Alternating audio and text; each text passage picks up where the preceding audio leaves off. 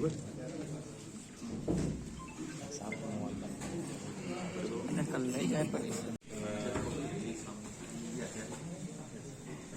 कुछ समय पहले हम लोग अवैध हथियारों को लेकर जो कार्रवाइयां कर रहे थे, उस समय पहले गोरमी थाना पुलिस ने भी एक अच्छी कार्रवाई की थी। उसी के तहत उसमें हम लोगों को जो जानकारी मिली उसके आधार पे एक व्यक्ति जिसके द्वारा ये पता चला कि वो बड़ी मात्रा में हथियार जो है वो सप्लाई करने ला रहा है। तो इसकी जब सूचना मिली तो हमारी टीम सक्रिय साइबर के टीम के लोग हैं, उन्होंने साथ में मिलकर जब उस व्यक्ति को राउंड अप किया और उसकी तलाशी ली गई तो उसके पास से एक 12 बोर की दुनाली काले रंग की जो बंदूक है फैक्ट्री मेड वो उससे जब्त हुई और उसके कवर के बट से करीब 12 बोर के 4 जिंदा राउंड मिले जो उसमें लगे हुए थे। और जब उसका थैला था उसको खोलकर देखा गया तो उसमें 315 बोर के वो हमें उसके बैग से मिले। उससे जो पूछताछ की गई है वो एक पुराना बदमाश है जिसके पूर्व में भी कई मामले कायम हैं, जिसमें हत्या के भी अपराध हैं। पूर्व में वो हत्या की भी सजा भुगत कर आ चुका है।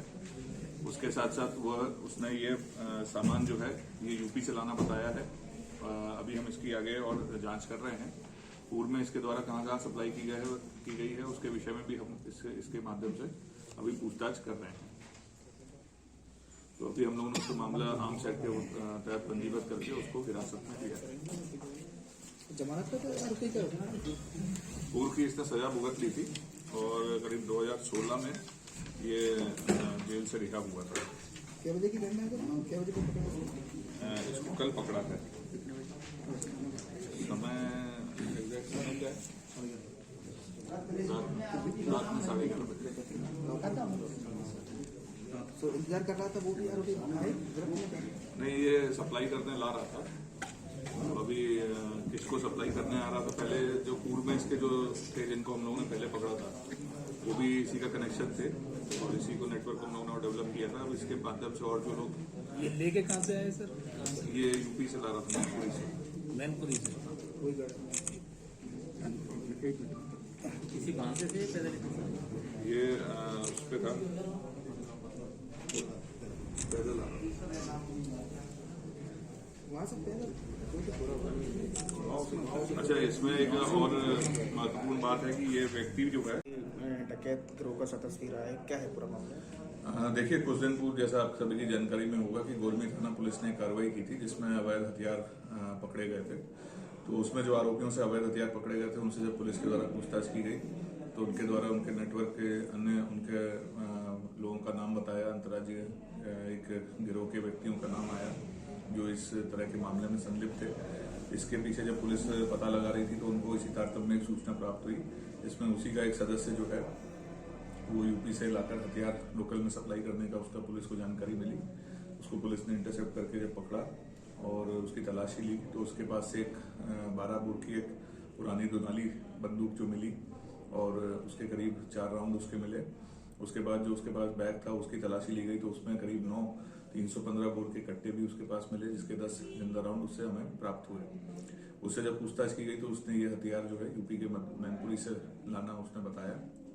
ये जो अपराधी है ये पूर्व में भी इस पे कई मामले पंजीबद्ध हुए हैं और जिसमें इसके ऊपर हत्या के भी ये अपराध हैं, जिसमें ये सजा काट के करीब 2016 में आया था। पूर्व में 2018 में भी हथियार तस्करी में थाना ने हमायन ने इस पर कार्रवाई की थी और अभी वर्तमान में इस पर हम लोगों ने जो इसके हथियार प्राप्त हुए हैं उस पर आर्म्स एक्ट का भी मामला इस पर पंजीबद्ध किया है। यह व्यक्ति जो है ये पहले राजनारायण डकैत का गैंग का सक्रिय सदस्य भी रहा है और जो इसकी हथियार है वो भी उसके गैंग की सदस्यता के समय से इसके पास है। पूर्व में जब ये जेल में गया था तब इसको छुपा के गया था, लेकिन वर्तमान में हमने इसको भी इससे जब्त कर लिया।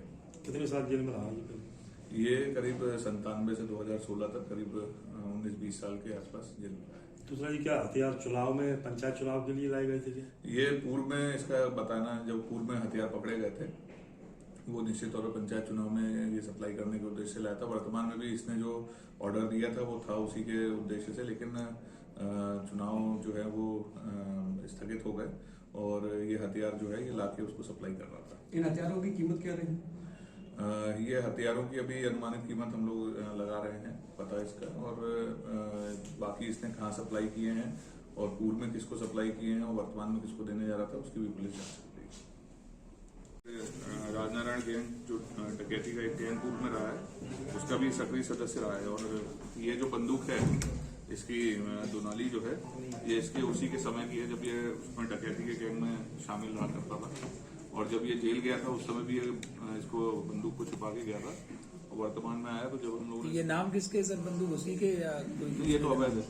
अवैध